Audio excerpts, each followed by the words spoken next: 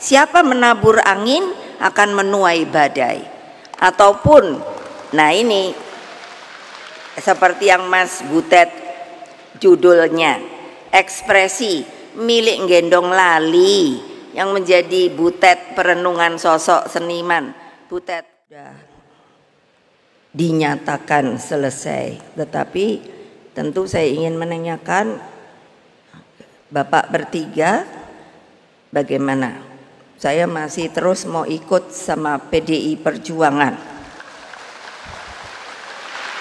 Untuk itu saya tentunya sangat berbesar hati dan mengucapkan beribu-ribu terima kasih, karena sebetulnya harusnya begitulah tata krama yang namanya di negara kita ini. Lalu ada seorang senior partai, sudah lama tidak pernah muncul. Partainya dulu kami itu PNI, itu kakak saya. Dulu kami kuliahnya di Bandung, saya di Pajajaran, kakak saya di ITB. Tapi akibat tahun 65 saya tidak tahu kenapa kita terus tidak boleh kuliah. Jadi kakak saya itu Bapak Guntur Soekarno Putra. Sekarang mulai tambah cerewet. Kenapa? Karena dari dulu saya suka bilang pada beliau, saya bilang mentang-mentang sudah kader inti. Kalau dulu di PNI ada kaderisasi dan yang paling tinggi adalah kader inti, tapi saya masih keroco. Jadi selalu mesti begini, mesti begitu. Lalu saya bilang, nanti saya lebih dari kamu. Sorry. Lalu dari Badan Pembinaan Ideologi Pancasila selalu dengan penuh semangat. Terima kasih sekali Pak Jenderal Purnawirawan Bapak Tri Sutrisno.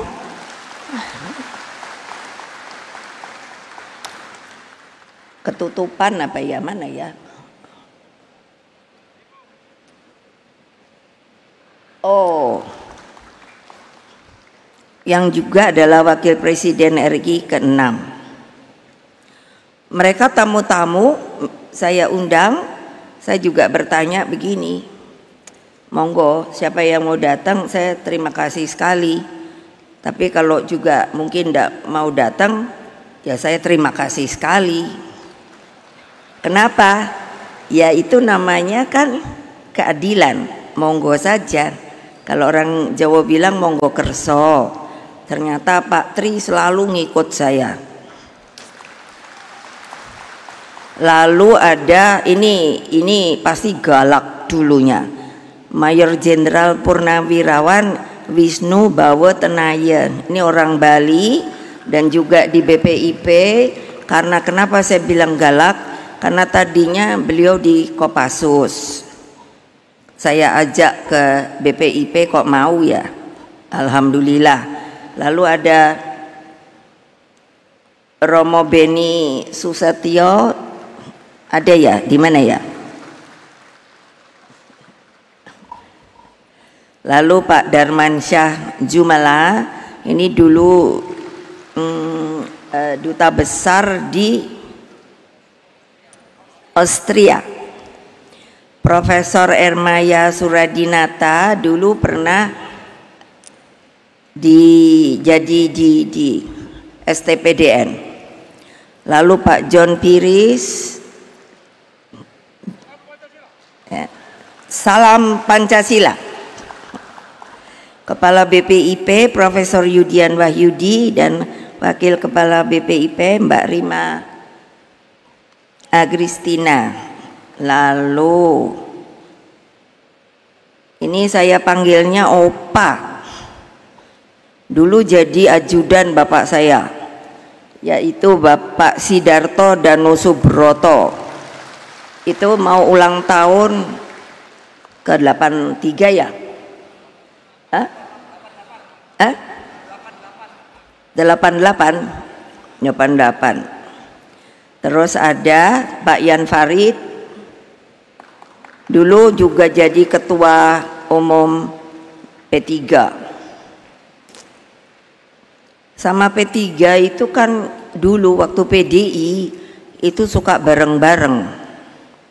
Saya sedih sekali ini, kenapa kok P3 tidak bisa masuk? Tapi nggak usah khawatir Pak, nanti menang lagi kok.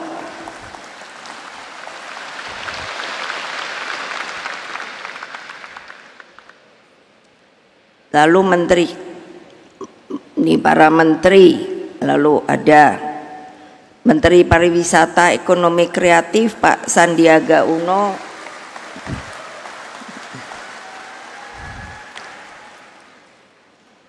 Teten Mas Duki, Menteri Koperasi dan Usaha Kecil Menengah, para menteri dan pejabat setingkat menteri dari PDI Perjuangan, ada Bapak Pramono Anung, Mbak Risma, Tri Risma Harini, Menteri Sosial, Profesor Yasona Laoli, Hukum, Ibu Bintang Puspayoga, Perempuan dan Anak, Pak Azwar Anas,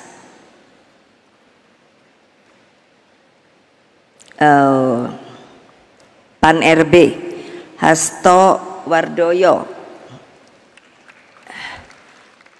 BKKBN. Ibu-ibu senang sama beliau ya, karena beliau ini ngurusi keluarga berencana dan stunting. Dan yang terakhir Hendrar Prihadi, saya suka lupa, susah banget ininya. Jadi, dan tentunya tidak akan lupa, yaitu banyak sekali juga para tokoh masyarakat sipil, pers, para purnawirawan TNI Polri. Ada Pak Andi Wijayanto, mana dia ya? Oh itu di sana. Pak Andi Wijayanto itu putranya Pak Theo Safei.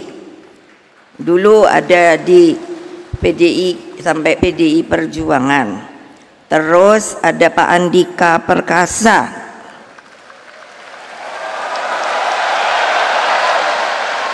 Wah, kok ternyata banyak fans ya, jadi agak curiga ya.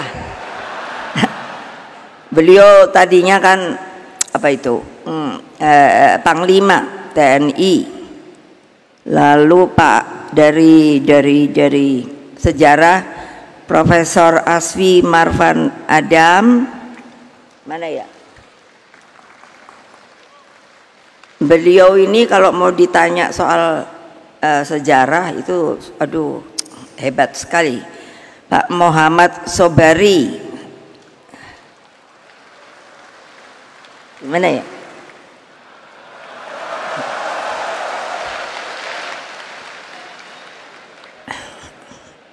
Udah ini saya bilang jangan kolusi ya. Sudah bolak-balik maunya ikut ke BPIP Pak Muhammad Sobari ini, tapi saya suka kalau beliau masuk karena orangnya sangat apa ya, matang dan tegas. Lalu Pak Rudi S. Kamberi, Petrus Haryanto, dan aduh ini banyak sekali. Nah di ini mana ini? Terus kalau di kita ada Mbak Puan.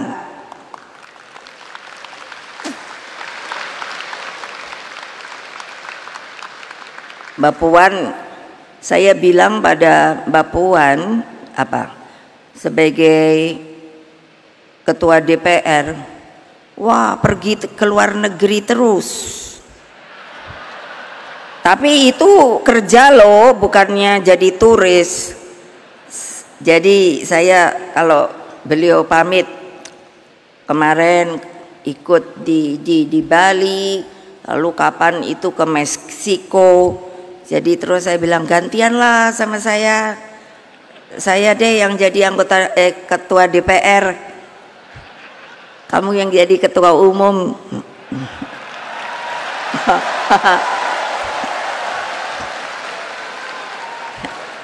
Lo enak-enak aja, masa saya yang disuruh nongkrong di sini terus keadaannya gonjang-ganjing nggak jelas.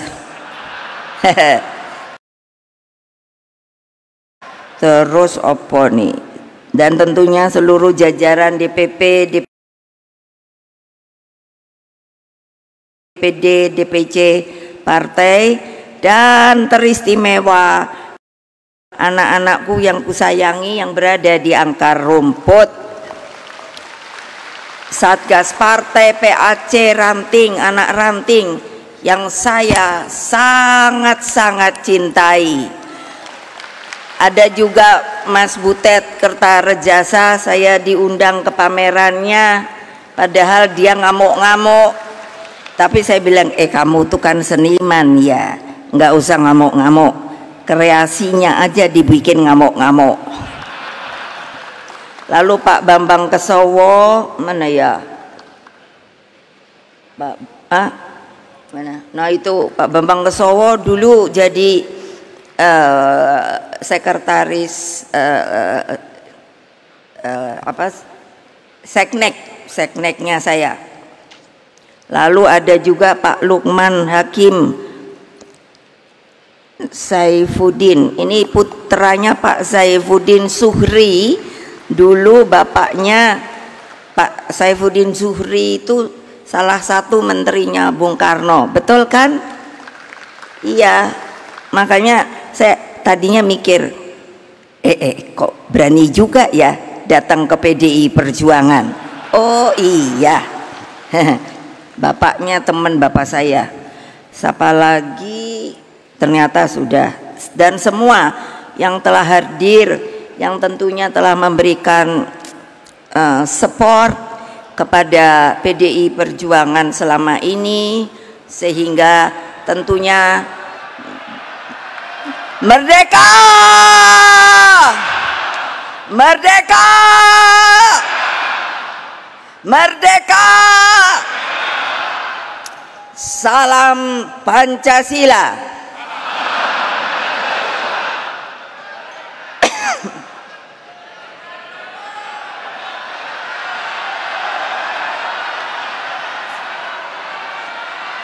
Opo?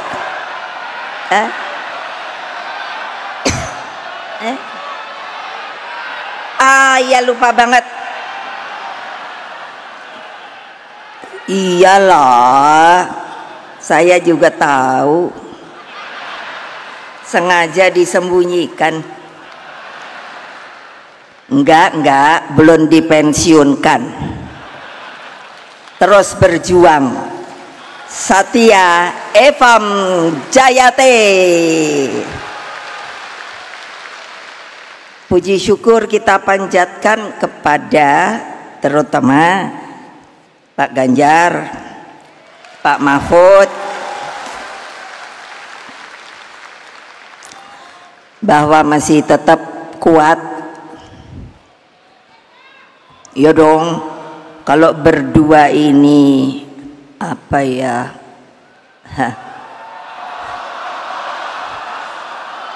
lemes ya, biar saya teriak-teriak ya gimana ya. Mudah-mudahan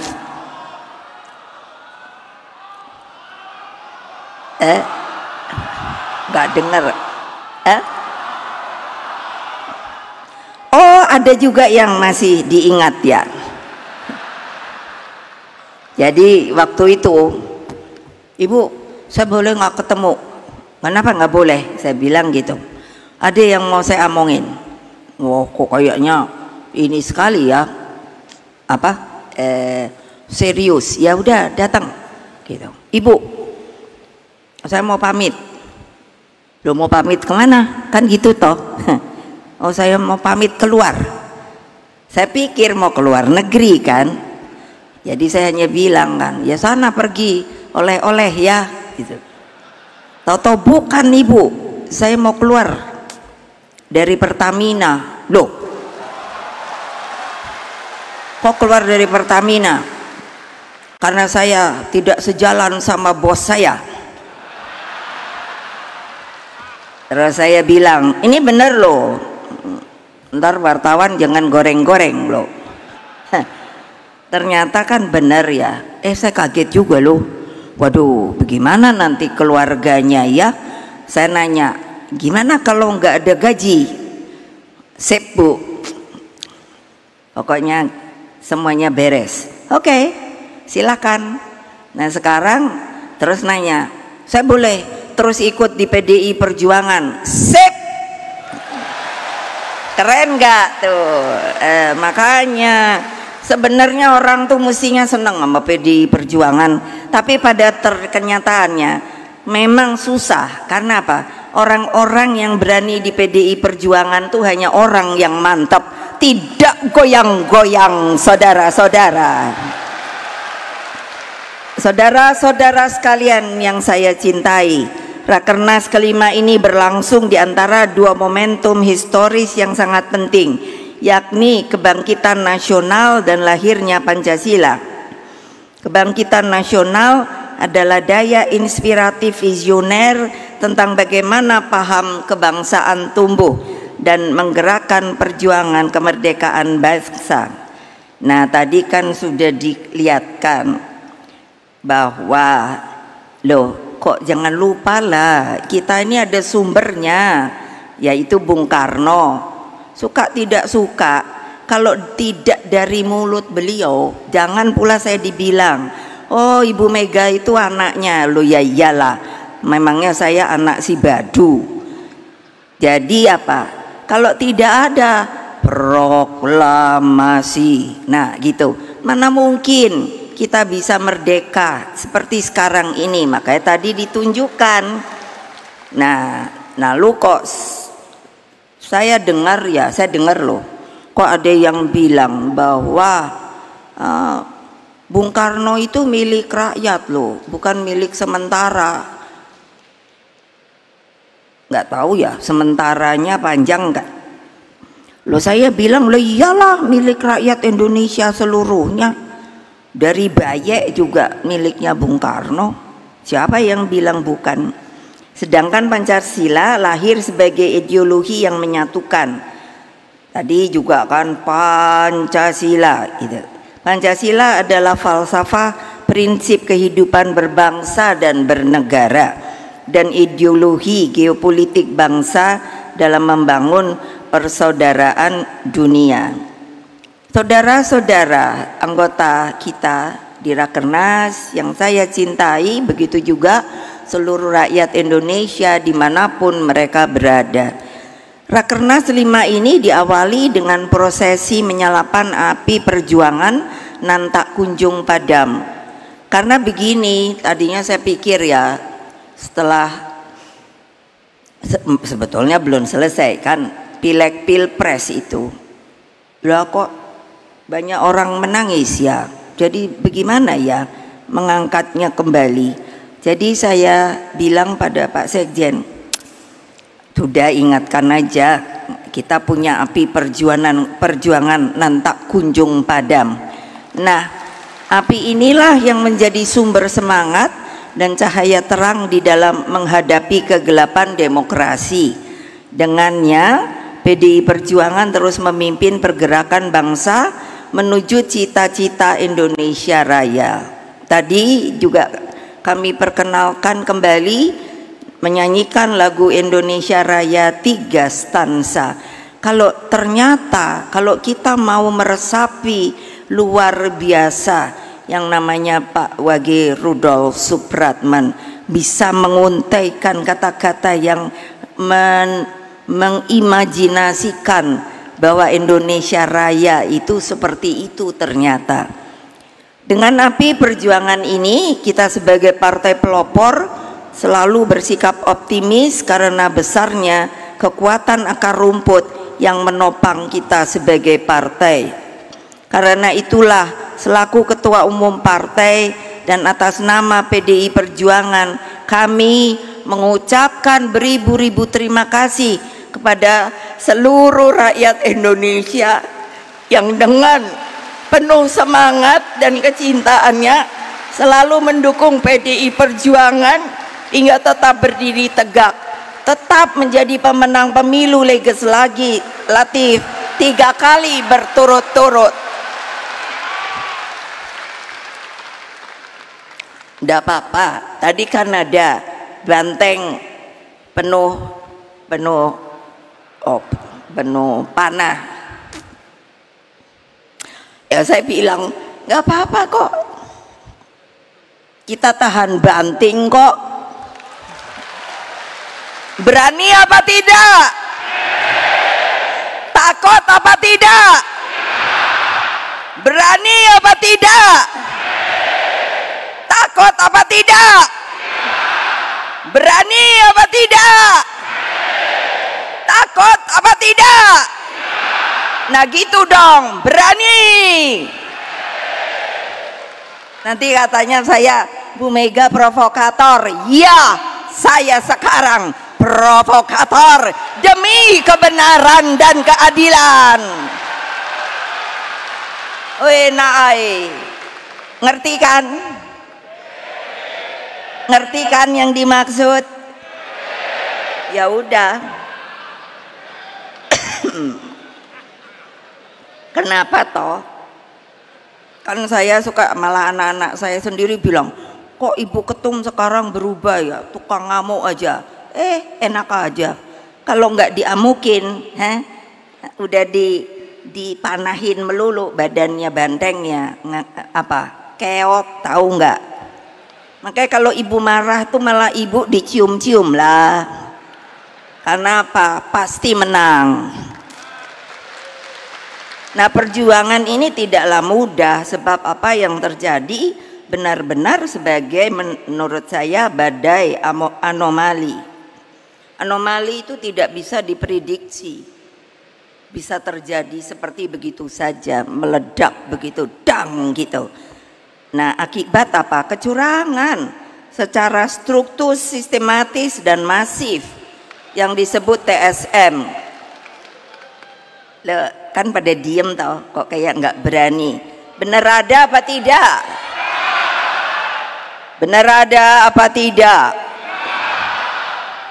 Ayo, TSM ini ada apa tidak? Ya memang ada, saya tahu kok. Kan semuanya pada mengatakan sepertinya tidak. Oh tidak, seperti KPU-nya bilang, oh itu kan jujur, jurdil, jujur adil, luber, langsung umum bebas rahasia. Loh, padahal tuh KPU lu yang ngomong. Hadirin sekalian, reformasi itu lahir sebagai koreksi menyeluruh pada waktu itu terhadap watak pemerintahan otoriter untuk mewujudkan sebuah negara hukum yang demokratis. Dalam proses ini, partai politik, pers, supremasi hukum, sistem meritokrasi, dan pemilu yang jurdil harus hadir dalam sebagai satu ekosistem demokrasi. Dalam masa kepemimpinan saya sebagai Presiden kelima Republik Indonesia, reformasi telah memisahkan TNI dan Polri. Kedua lembaga negara ini dituntut profesional, melepaskan dirinya dari dwi fungsi ABRI dan bersikap netral dalam setiap pesta demokrasi. Jadi saya jadi ingat ketika menjadi selaku mandataris MPR terakhir, saya menerima penugasan untuk memisahkan TNI dan Polri pada waktu itu suasana kebatinan saat itu berangkat dari kenyataan bagaimana namanya waktu itu Angkatan Bersenjata Republik Indonesia selama Orde Baru digunakan sebagai mesin politik melalui fungsi sosial politiknya. Pemisahan ini jangan lupa loh, ini keputusan MPR loh, tab MPR-nya ada. Dilakukan sebagai kehendak rakyat. Dalam proses itu saya berharap agar TNI dan Polri dapat belajar dari para seniornya. Jadi bukan mau sombong, mau keren. Saya ini memang benar anak presiden. Jadi saya kenal Pak Jenderal Sudirman. Beliau orangnya sederhana banget, pakai pici. Padahal beliau kan sebenarnya guru loh, tapi diangkat oleh Bung Karno pada waktu itu menjadi Panglima Besar Jenderal Sudirman. Ada namanya Pak Urip Sumoharjo, Pak Gatot Subroto dan lain-lain. 7 pahlawan revolusi, begitu loh. Menurut saya mereka orang yang punya karakter. Jadi saya kan suka lihat gitu. Saya apa ya yang setelah merdeka ini yang namanya TNI dan lain sebagainya. Makanya tadi ada Pak Andika. Nah itu. Saya suka bilang, saya panggilnya Dik gitu. Dik, yang namanya TNI ki ngopo kok kayak gini ya? Gimana sih? Ya nanti dah kita ngomong. Lalu Polri ada sumber keteladanan dari Pak Jenderal Hugeng. Pak Hugeng itu hidupnya sederhana. Dia sahabat saya. Betul. Rumahnya itu di jalan, sekarang ganti nama, dulu apa ya namanya? Jalan apa itu? Siapa yang tahu ya? Ya betul, Jalan Madura. Sekarang jalan apa ya, lupa saya. Saya sering ke rumahnya karena apa? Putrinya sahabat saya. Jadi seneng ngobrol dan lain sebagainya. Terus kenal sama ibunya. Beliau senengnya kan nyanyi Hawaiian. Terus sangat-sangat menurut saya, kapan polisi bisa seperti Pak Hugeng lagi ya? Betul. Nah, yang saya kaget adalah ketika beliau meninggal. Jadi dengar dari putrinya, mereka pindah ke daerah selatan ya. Itu rumahnya itu rupanya masih milik polisi tadinya, rumahnya loh yang di Jalan Madura itu. Yang lucunya waktu saya tinggal di rumah ibu saya itu di Kebayoran Jalan Sriwijaya, kalau saya mau ke Jakarta itu suka berpapasan dengan Om Hugeng, saya panggil itu pakaian lengkap polisi, jenderal, bintang, terus apa coba? Naik sepeda. Saya kan jadi berhenti ya. Om, ngapain? Kok mau ke kantor? Kan kantornya di Jalan Trunojoyo. Om, ngapain kok naik sepeda? Orang pakaian jenderal nanti diomongin orang loh. Loh, ini namanya jenderal merakyat. Oh gitu ya. Iya benar. Nanti dia kalau ketemu masih ada becak, ntar kalau ada tukang becak berhenti deh, saya liatin aja gitu. Terus saya juga bertanya lagi, kapan ya polisi sekarang ini itu tidak mengintimidasi rakyatnya sedikit-sedikit? Kalau ini terus diintimidasi. Loh, Terus nanti pasti ada yang, oh Ibu Mega fitnah. Enggak, saya ngomong gitu aja, orang memang ada buktinya lah, tapi kan saya diem aja. Tapi kan kita ini bukan rakyat Indonesia, warga negara Indonesia. Yes, partai kita ini Pak Mahfud sah apa tidak? Sah apa tidak? Nah sah kan. Lah kok kita di TSM, betul apa tidak? Ayo mikir. Lo ya lo. Jadi kan ini gonjang-ganjingnya ya anomali, no. Masa TNI Polri dibawa lagi ke politik praktis sebagaimana kita rasakan dalam Pilpres yang baru saja berlalu. Saya tuh sedihnya ya gitu, kok saya ini presiden ketika pemilu langsung pertama lo bertanggung jawab berhasil lo iya lo kok sekarang pemilunya langsung tapi kok jadi abu-abu gitu, sudah direkayasa itu. Kurang apa lo? Semuanya berkata civil society, ahli hukum dan lain sebagainya. Kok sepertinya nggak ada yang akan bilang, oh ya betul, bukan begitu seharusnya. KPU-nya juga diam, Bawaslu-nya nggak ada suara. Jadi kan saya mikir, masa saya ndak boleh bersuara? Saya boleh dong bersuara. Katanya kita ini negara demokrasi, menjalankan demokratisasi. Untuk apa ada reformasi? Kalau reformasi sekarang menurut saya kok sepertinya hilang atau dalam sekejap. Dulu reformasi kan menempatkan nepotisme, kolusi, dan korupsi itu sebagai musuh bersama. Dan oleh sebab itu lahirlah Komisi Pemberantasan Korupsi. Itu juga saya loh yang buat.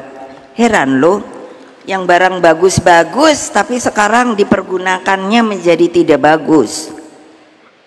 Kenapa ya? Itu kesalahan siapa ya? Nah begitu loh, makanya aduh nih Mahkamah Konstitusi juga sama. Kenapa? Bisa diintervensi oleh kekuasaan. Nampak jelas melalui keputusan terhadap perkara nomor 90 yang menimbulkan begitu banyak antipati. Ambisi kekuasaan, sukses mematikan etika, moral, dan hati nurani hingga tumpang tindih kewenangannya dalam demokrasi yang sehat, terlebih dalam sistem politik dalam sebuah negara kesatuan yang berbentuk republik. Seharusnya hanya ada satu lembaga di tingkat nasional yang memiliki fungsi legislasi. Dengan demikian, setiap penambahan materi muatan dalam suatu undang-undang harus lahir melalui proses legislasi di DPR RI, bukan melalui judicial review di MK sebagaimana terjadi akhir-akhir ini. Ini ketua umum partai loh yang ngomong, bukannya Ibu Mega secara pribadi loh. Dalam kaitan ini MK hanya memiliki kewenangan menguji dan memutuskan apakah suatu undang-undang sesuai atau bertentangan dengan konstitusi. MK itu ya saya yang mendirikan loh. Coba bayangkan, kok barang yang saya bikin itu digunakan tapi tidak dengan makin baik. Waktu saya presiden tuh banyak loh. Nanti kalau saya beberin semua, nanti ada yang bilang, oh Ibu Mega sombong banget. Enggak. Sampai waktu saya mendirikan, saya sangat ingat, saya minta dicarikan tempatnya. Wah, tahu-tahu mau enggak tahu di daerah mana. Saya bilang, enggak, ini sebuah mahkamah konstitusi yang harus berwibawa. Hakim-hakimnya mesti punya karakter kenegarawanan sehingga dapat mengayomi seluruh hak-hak rakyat yang ada di dalam kedaulatan rakyat kita di yang namanya di negara kesatuan Republik Indonesia. Coba, makanya sampai saya cari-cari, akhirnya dapat, keren tempatnya, yaitu yang saya bilang masuk di dalam ring 1 istana. Apa artinya?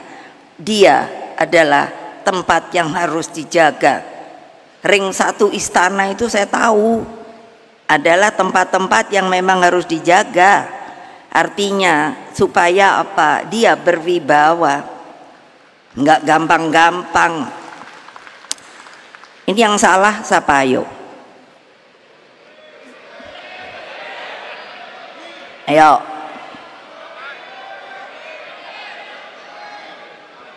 Mbok kalau jadi partai, katanya partai itu kita solid bergerak. Mbok kalau teriak tuh semua gitu tuh, what gitu loh.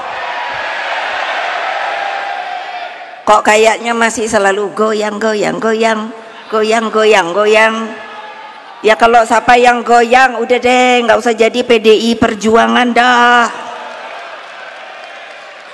Lo betul loh, kayak ini saya bilang sama Pak Hasto, kamu tahu nggak sih tarian poco-poco? Apa tuh Bu? Asik loh. Dulu saya sama Bung Karno suka nari poco-poco, tek gitu, keren. Tapi terus saya bilang sama bapak saya, kenapa mundur maju ya Pak? Kok kamu sampai mikir begitu? Lah iya kan, maju mundur maju mundur gitu. Nggak usah mundur deh Pak, maju terus pantang mundur. Gawat deh Republik Indonesia ini. Ya saya sampai tidak ada lagi apa ya, hati yang bisa menjadi terbuka loh. Sampai nulis loh, sampai saya bilang seorang warga negara bernama Megawati Soekarno Putri, lalu dengan bagian dari pecinta pengadilan yang namanya amicus curiae, coba kurang apa ya, terus agar setiap ketukan palu hakim MK benar-benar menjadi palu emas bagi tegaknya konstitusi dan demokrasi, bukan palu godam kegelapan yang seperti terjadi saat ini. Ya diem aja tuh, nggak usah teriak merdeka deh. Sekarang mikirnya piye gini loh, supaya nggak kejadian gini lagi gitu loh. Ini nanti istilahnya itu bisa jadi replikasi. Replikasi apa? Oh, kalau bisa begini seperti yang sekarang kejadian, oke. Makanya bisa nanti yang 5 tahun lagi dibegitukan lagi. Wah, bayangkan Indonesia apa nggak makin bubrah ya? Ayo, gimana? Makanya mikir. Nah, nggak usah ngelawan-ngelawan. Aku suka bilang juga sama Pak, juga aku seneng kan, namanya sekjen, bukannya Hastonya yang suruh datang tiap 2 hari sekali loh, lapor ke ketua umum gitu, galak aku. Terus aku cuman bilang gini, anak-anak iki lho semangat gede tapi orang mikir tok, bolak-balik lawan. Lah yang sebelah sono ada bedile loh. Nah kene mau pakai opo? Ayo cobain. Makanya udah pakai omongan we. Itu tadi ada ini sopo namanya tuh, ntar dulu, Pak Aiman tadi datang dia. Loh, orang ngomong kok malah terus dipanggil toh. Lah saya ya bilang loh, makanya ngapain takut? Lah saya bilang kok ini sama Pak Lauli, Menko Kumham, kebetulan dari PDI Perjuangan. Saya bilang, awas lo ya, kamu Kumham lo, kalau enggak belain rakyatmu, aku copot dah. Tadi di mana ya? Di koran. Sekarang jadinya hukum tuh jadi apa ya? Nah itu yang siapa yang menjawab? Pemilu ini sering dinyatakan sebagai pemilu loh paling buruk dalam sejarah demokrasi loh. Pernyataan ini banyak disuarakan oleh para akademisi, para tokoh masyarakat sipil, guru besar, hingga seniman, budayawan.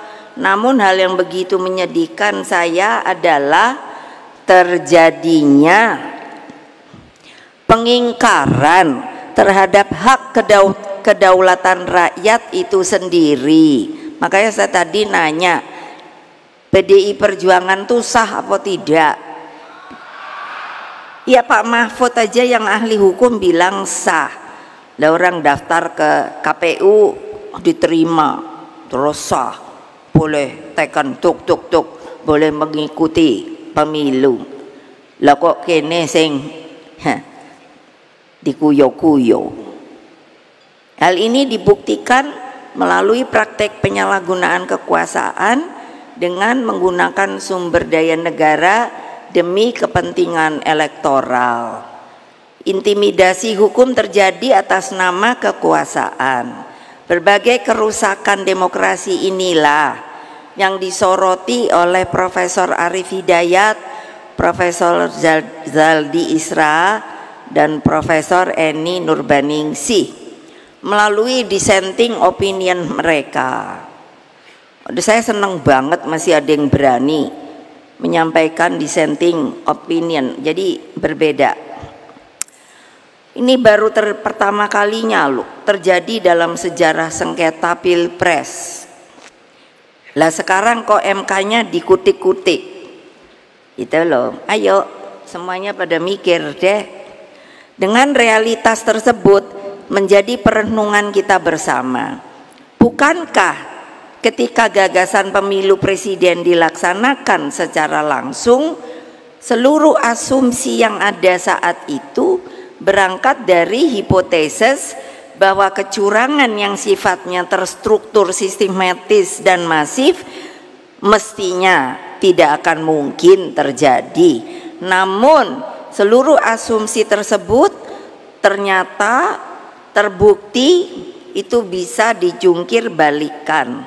Itulah yang saya sebut kondisinya anomali. Orang nanti bisa saja berkata begini, kenapa kok hanya ibu sendiri sih yang repot ngomong-ngomong begini? Kenapa partai lain tidak? Ya, saya bilang, oh itu bukan urusan saya, tapi saya sebagai seorang warga negara yang mempunyai hak. Maka saya tadi nanya, apakah ada hak? Ada. Saya termasuk yang warga negara yang berada di dalam kedaulatan rakyat tadi. Nah, dengan demikian mau diapakan sekarang? Karena kita adalah organisasi partai politik. Organisasi partai politik itu beda dengan organisasi lainnya yang seharusnya memberikan pembelajaran, pengetahuan.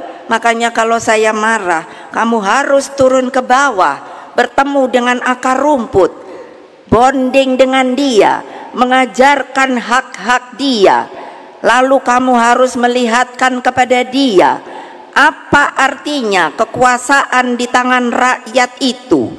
Makanya lah kok pada diem ya, ya saya ngomong aja dah sebagai warga bangsa kalau ini.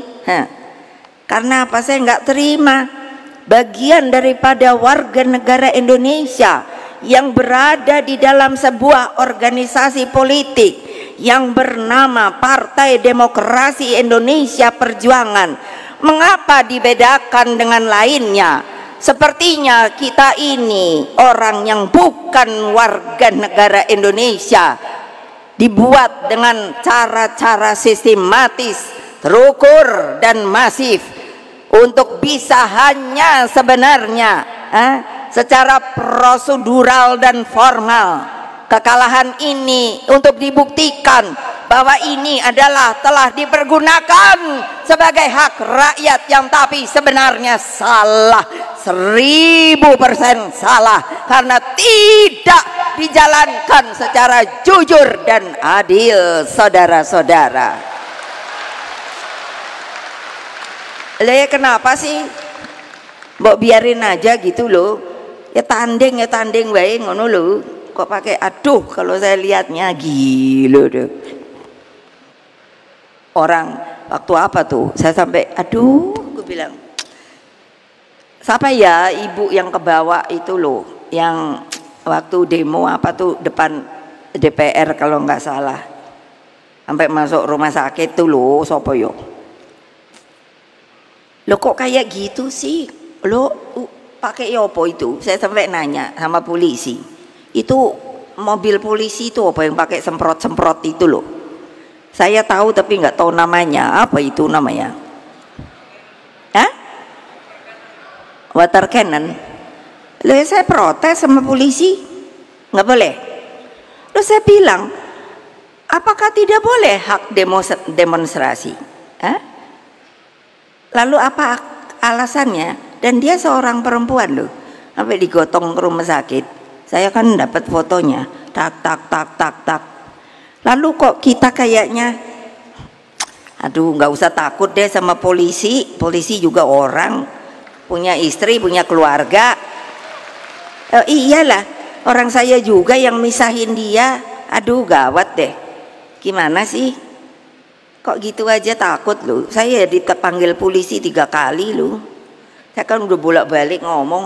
Loh kok sekarang kayaknya diem loh.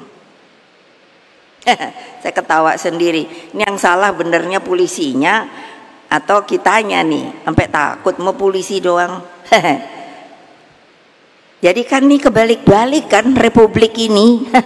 Coba tahu. Yang ayo, saya mau nanya, ini ada Mbak Puan. Yang jadikan polisi itu sopo?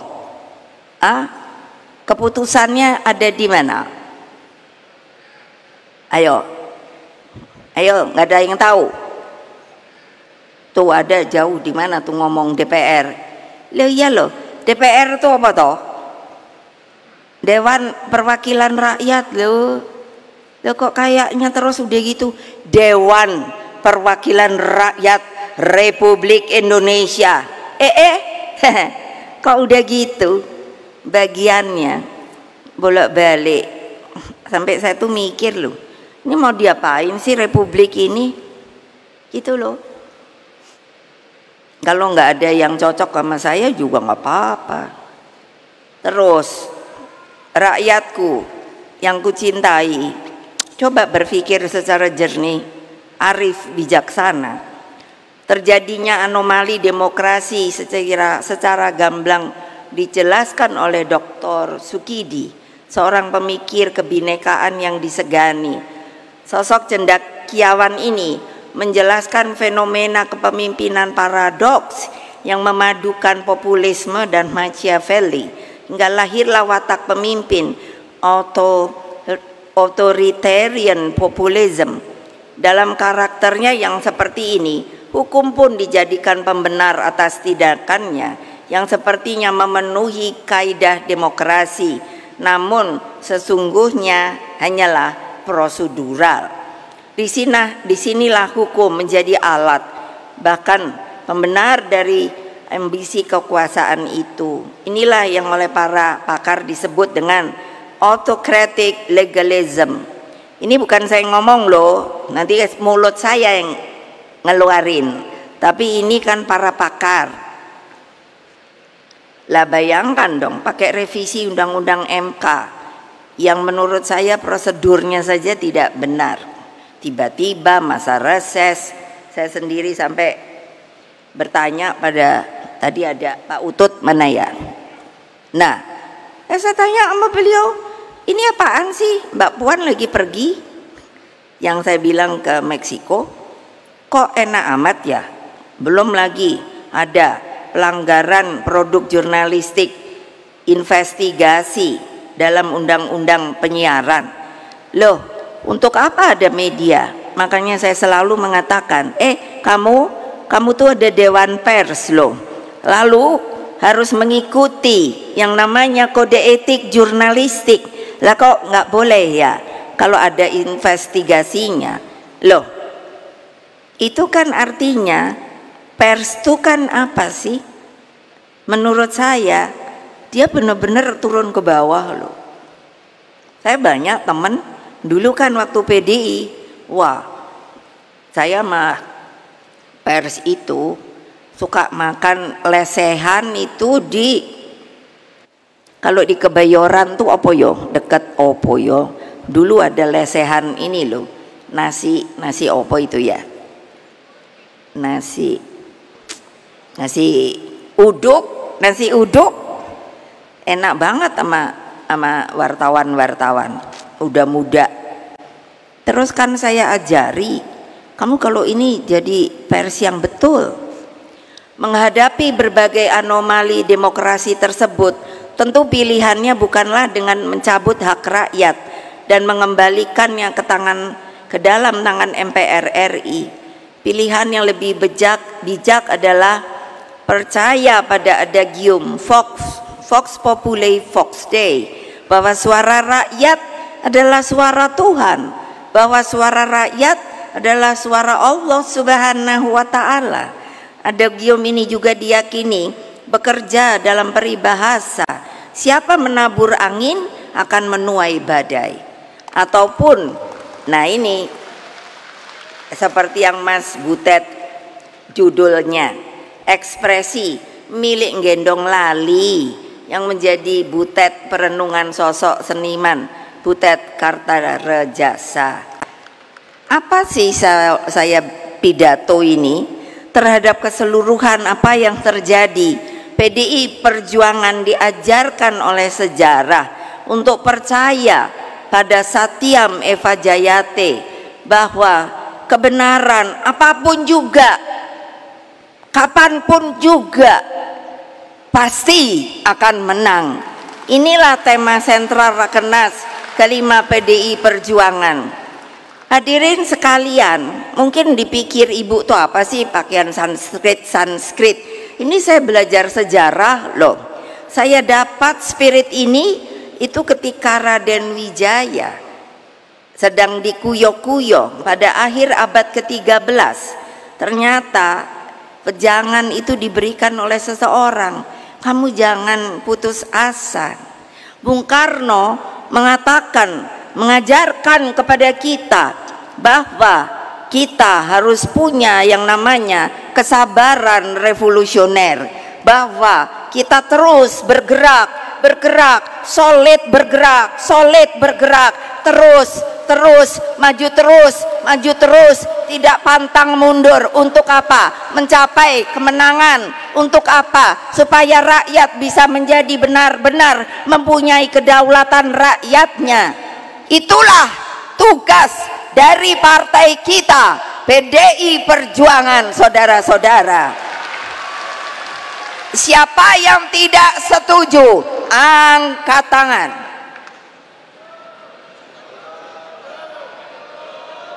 Kan selalu separoh-separoh. Siapa yang tidak setuju, angkat tangan. Apa artinya? Kalau nggak setuju, sebagai ketua umum di sini saya mengatakan, keluar kamu. Tidak perlu ikut dengan partai kami, karena partai kami adalah partai yang mempunyai keteguhan dan kesabaran yang luar biasa. Siapa yang nggak mau ngikut? Ya iyalah, udahlah, nggak usah zona nyaman melulu.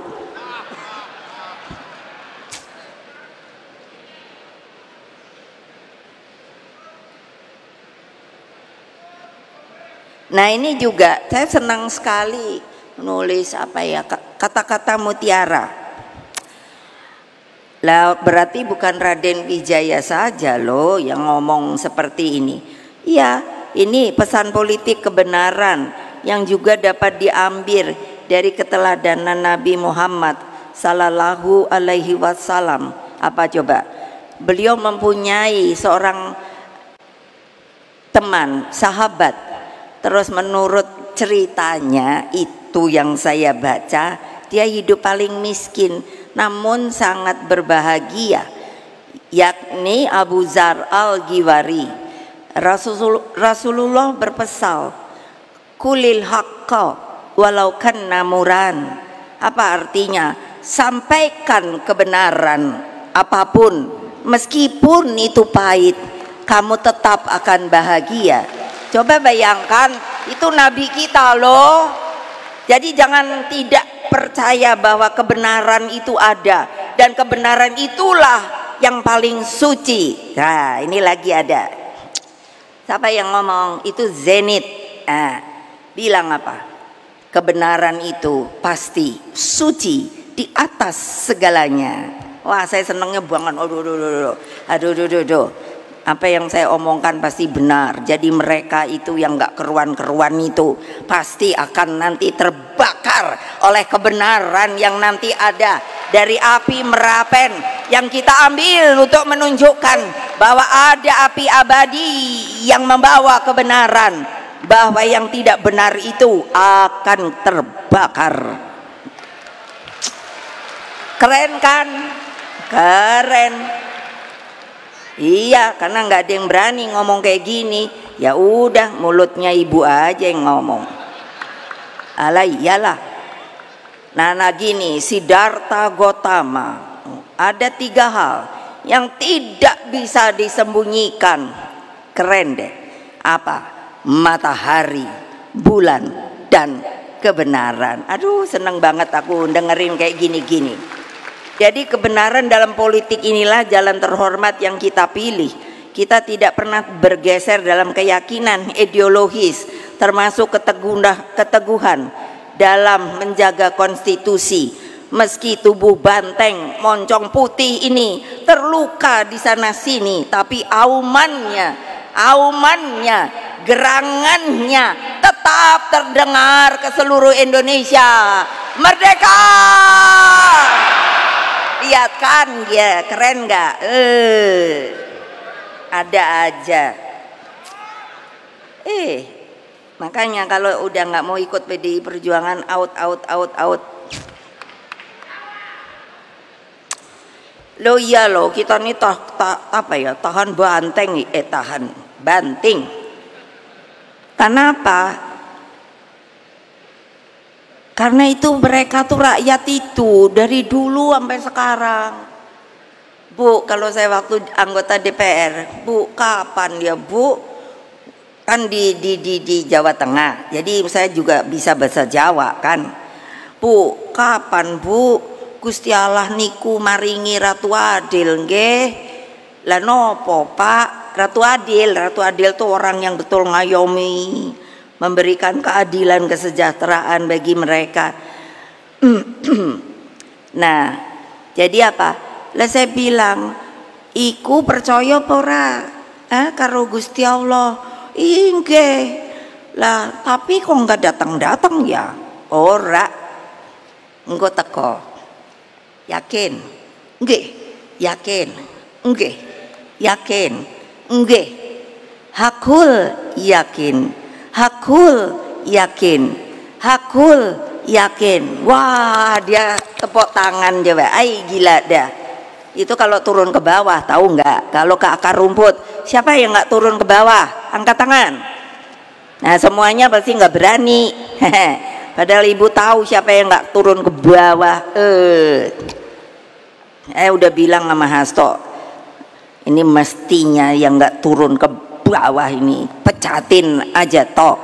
Masih banyak mereka yang mau ikut sama PDI Perjuangan. Aduh. Nah ini lagi, ini bayangin Pak Dr. Sindunata, Aku baca aja, hebat banget. Ia hanya mau orang mengerti, harapannya adalah matahari dan jagonya adalah penderitaannya sendiri. Ia percaya ratu adilnya tak lain hanyalah manunggalnya penderitaan dan harapan. Laksana manunggaling kawula lan Gusti. Mereka wong cilik itu bukanlah kalah. Mereka